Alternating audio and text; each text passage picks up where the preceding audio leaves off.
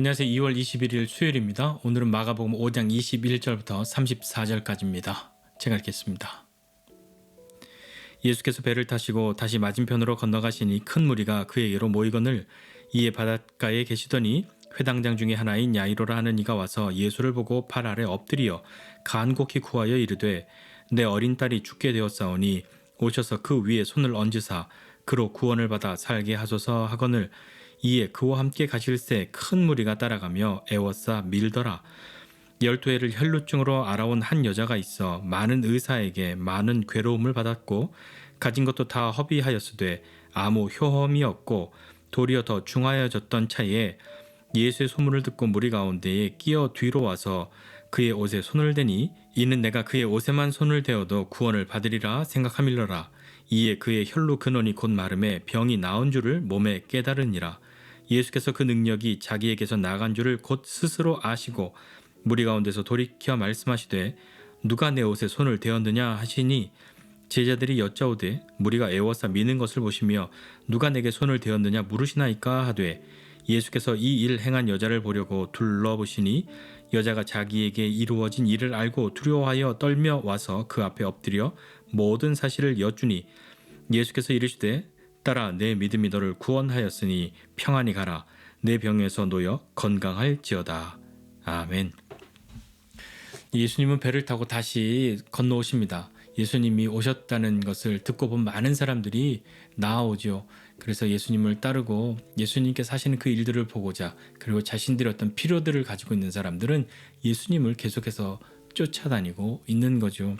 그때 회당장 중에 한 사람인 야이로라는 사람이 예수님을 보고 예수님 앞에 나와서 엎드려 절하고 간곡하게 예수님께 부탁을 합니다. 이 회당장은 유대교의 그 회당의 장들 중에 한 사람이니까 적어도 유대인들 사이에서는 어떤 지위나 신분 이런 것이 낮지 않은 그런 사람인 것이죠. 그 야이로가 예수님께 엎드려서 간곡히 구하는 그 내용이 무엇이냐면 자신의 어린 딸이 죽게 되었으니까 예수님 오셔서 그 아이에게 제 딸에게 손을 얹어주시고 이 아이를 살려주십시오라고 구하는 거죠. 야이로가 아무리 높은 사람이었다고 해도 가진 것이 아무리 많다고 하여도 자신의 어린 딸이 죽게 되는 그런 모습을 보면서 이것저것 해본 것이 왜 없겠습니까? 그런데 이제 그는 예수님을 찾아온 것이죠. 예수님에 대한 이야기를 그 소문들을 야이로도 들었으니까요. 그 예수님 앞에 엎드려서 예수님의 도움을 구합니다. 예수님이라면 우리 아이에게 손을 얹어주시기만 한다면 이 아이가 살 수 있을 건데 라고 하는 그런 마음이 있었던 거죠. 그러니까 자신의 지위나 신분 이런 건 죽어가는 딸 앞에 야이로에게 아무 의미가 없는 것이지 않겠습니까? 한번 상상해 보시겠습니까? 자신이 사랑하는 딸이 중병에 걸려서 죽어가는 모습을 보고 있는데 부모가 못할 것은 무엇이겠습니까? 우리도 대략 그냥 이럴 거야 라고 상상은 해보지만 사실 그 상상만으로는 그 마음의 무게나 어떤 깊이나 이런 것을 다 헤아리기는 어려울 겁니다. 야이로가 그렇게 예수님 앞에 나와서 간곡하게 간절한 마음으로 구하니까 예수님이 야이로에게 함께 가자고 그렇게 가겠다고 말씀하시고 함께 가십니다. 예수님이 그렇게 움직이시니까 많은 사람들이 애워싸고 밀을 정도로 엄청난 인파가 예수님이 야이로와 함께 가는 그 길에 따라가고 있는 거죠. 그때에 한 여인이 그 무리 가운데 있었습니다. 12년 동안이나 혈루증을 앓던 한 여자가 있는데 이 여인의 처지는 또 어떠하냐면 그동안에 12년 동안에 많은 의사에게 많은 괴로움을 받았다라고 합니다.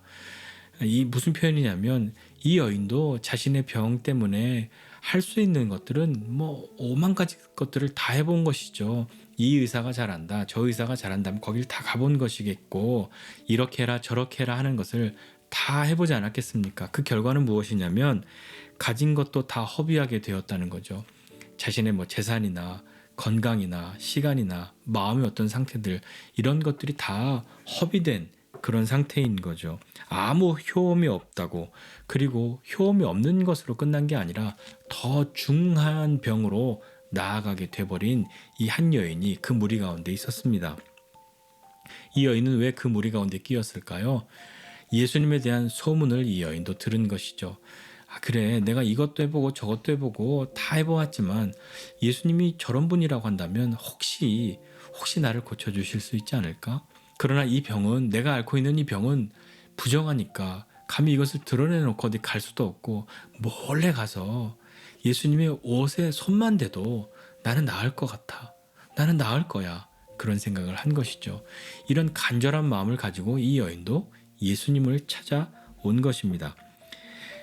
이 여인이 생각했던 대로, 자기가 바랬던 대로 예수님 가까이 가는데 성공했고 예수님의 옷자락에 손을 댄 것이죠. 그 결과가 어떻게 됐냐면 29절입니다. 이에 그의 혈루 근원이 곧 마름에 병이 나은 줄을 몸에 깨달으니라. 예수님의 옷에 손이 닿았는데 즉시로 자신의 병이 나았다는 것을 본인이 깨달은 것이죠. 12년 동안이나 자신을 괴롭혀왔던 그 질병에서, 그 고통에서 즉시로 그것이 나았음을 깨달을 만큼 그런 일이 벌어진 것입니다. 그때 이 여인은 자기가 나았으니까 이제 얼른 그 자리를 피하거나 그러려고 했겠죠. 근데 예수님이 능력이 자기에게서 나간 줄을 스스로 아시고 말씀하십니다. 누가 내 옷에 손을 대었느냐? 그 제자들이, 아니 예수님, 사람이 이렇게 많고 이렇게 밀고 저렇게 밀고 이렇게 사람들이 밀려다니는데 누가 내 옷을 건드렸냐고 그렇게 이야기하시면 이건 좀 아니지 않습니까? 그걸 어떻게 합니까? 예수님, 어떻게 우리가 할 수 없는데 밀려다니고 있으니까 그럴 수 있죠 라고 하는 이야기를 하고 있는 거죠. 그러나 예수님은 단순하게 옷을 누가 건드렸다 이것을 말씀하신 것이 아니라 예수님의 능력이 나갔다라는 것을 말씀하고 계신 것이지 않습니까? 그래서 32절에 보니까 예수께서 이 일 행한 여자를 보려고 둘러보셨다. 예수님은 모르시지 않죠. 어떤 사람인지 왜 모르겠습니까? 그 여인을 찾으려고 둘러보시니까 이 여인이 지금 이 상황이 어떤 것인지 자기는 알죠. 예수님의 제자들이나 예수님 가까이에서 예수님이 하시는 이야기, 제자들이 하는 이야기를 들었던 사람들도 아니 누가 예수님을 건드렸다고 하는데 이걸 가지고 왜 또 이렇게 예민하게 그러시는가? 라고 생각하겠지만 이 여인은 예수님의 그 말이 어떤 것인지 자신은 알고 있지 않습니까? 그래서 예수님 앞에 나와서 엎드려서 모든 사실들을 고합니다. 그때 예수님은 이 여인을 향해서 따라 내 믿음이 너를 구원하였으니 평안히 가라. 내 병에서 놓여 건강할지어다 라고 말씀하십니다. 예수님의 옷자락에 손을 대서 자기가 병이 나았는데 그것만으로도 이 여인은 충분히 만족할 수 있는데 예수님이 그 많은 사람들 앞에서 너의 믿음이 너를 구원하였다고, 내 병이 나았다고, 평안히 가라고, 그 병에서 놓여서 건강하라고 그렇게 선언해 주시는 거잖아요. 이 여인에게 있어서는 더 놀라운 시간으로 다가오지 않았겠습니까?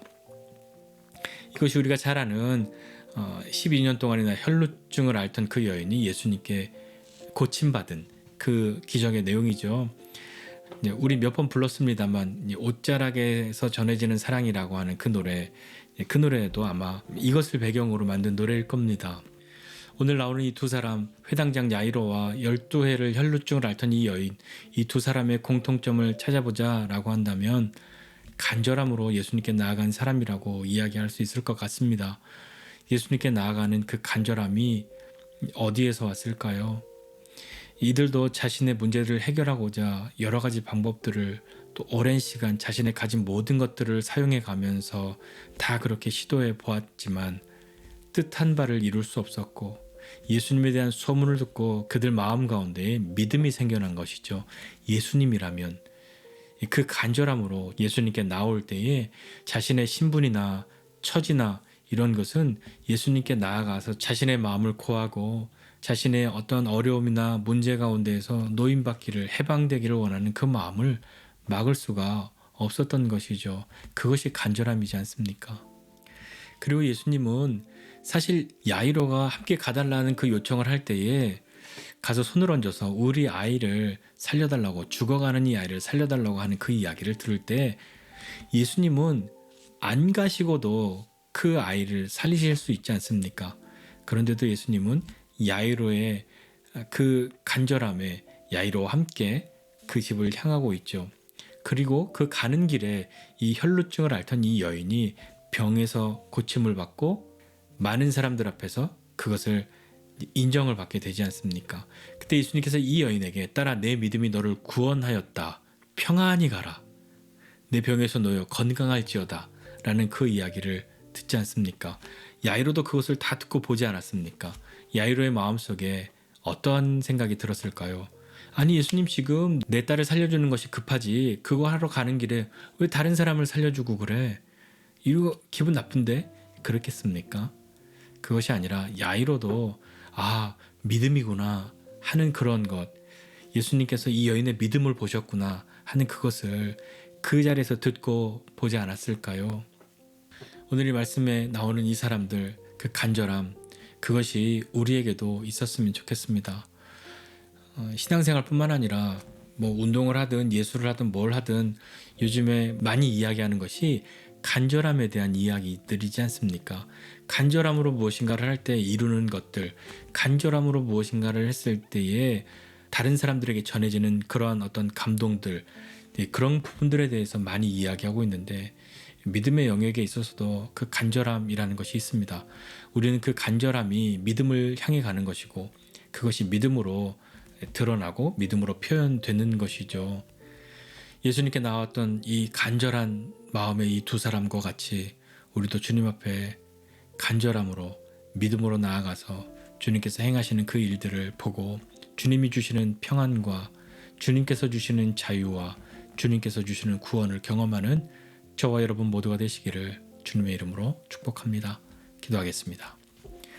하나님 아버지의 은혜와 사랑을 감사드립니다. 하나님 주님 앞에 나아감이 우리는 너무 쉽고 늘 있을 수 있는 일이라 오늘 아니면 다음에 이때가 아니라면 그 다음 언젠가에 라는 마음이 있지만 정말 간절함으로 주님 앞에 나아가는 사람들, 그 사람들을 향하여 주님께서 하신 일들을 우리로 알게 하여 주시고 우리도 주님 앞에 간절함으로 나아가 믿음으로 삶을 살아가는 우리 되기를 원합니다.